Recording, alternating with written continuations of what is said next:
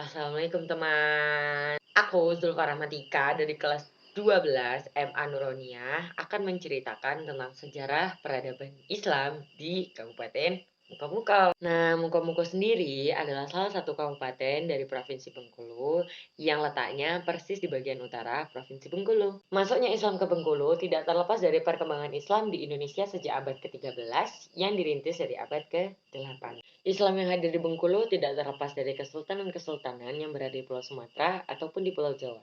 Karena Islam pertama hadir di Pulau Sumatera, jelas memberikan pengaruh dalam perjalanan Islam di Bengkulu. Di Pulau Sumatera sendiri bermunculan berbagai kerajaan Islam seperti Kesultanan Samudra Pasai, Kesultanan Aceh Darussalam, Kesultanan Minangkabau, serta masih banyak kesultanan Islam yang lainnya. Selain itu, ada juga Kesultanan Banten yang memberikan pengaruh besar di Provinsi Bengkulu. Di Bengkulu sendiri terdapat beberapa kerajaan seperti Kerajaan Sungai Serut, Kerajaan Sungai Lemau, dan salah satunya adalah Kerajaan Mukomuko. Dan Palembang menjadi salah satu pintu masuknya Islam ke Bengkulu.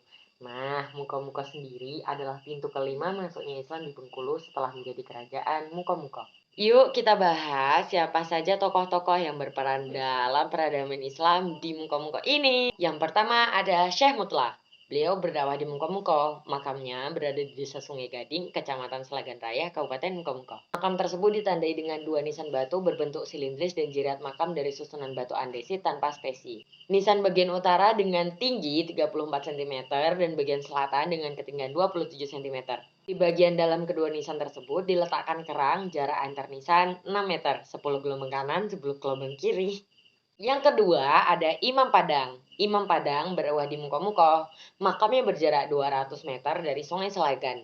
Berdasarkan hasil penelitian dapat diketahui bahwa Provinsi Bengkulu terdapat sejumlah peninggalan arkeologi dan sejarah yang berasal dari masa sebelum kolonial Inggris dan Belanda. Peninggalan tersebut salah satunya Kerajaan Mukomuko, bekas lokasi berdirinya istana atau pusat pemerintahan berada di Desa Pondok Kelapa dari Kerajaan Sungai Lemau dan Istana Tuanku di Pasar Mukomuko. Serta masih ada bangunan yang digunakan dan difungsikan secara baik oleh masyarakat-masyarakat sekitar Kabupaten Mukomuko. Salah satunya yaitu Masjid Al-Falah Kabupaten Mukomuko. Menurut cerita masyarakat setempat, merupakan masjid jami yang didirikan oleh Raja Gendam Syah pada tahun 1668. Dalam naskah dari Mukomuko disebutkan bahwa Raja Gendam Syah dikenal dengan sebutan Tuanku Gedang, yang berkedudukan di anak air Mukomuko. Raja Gendam Syah diangkat jadi raja pada tanggal 20 Agustus 1660 dan wafat pada tahun 1740. Oke teman, itu tadi beberapa tokoh-tokoh dan kerajaan serta peninggalan-peninggalan peradaban Islam di Kabupaten Mukomuko. Terima kasih. Wassalamualaikum warahmatullahi wabarakatuh.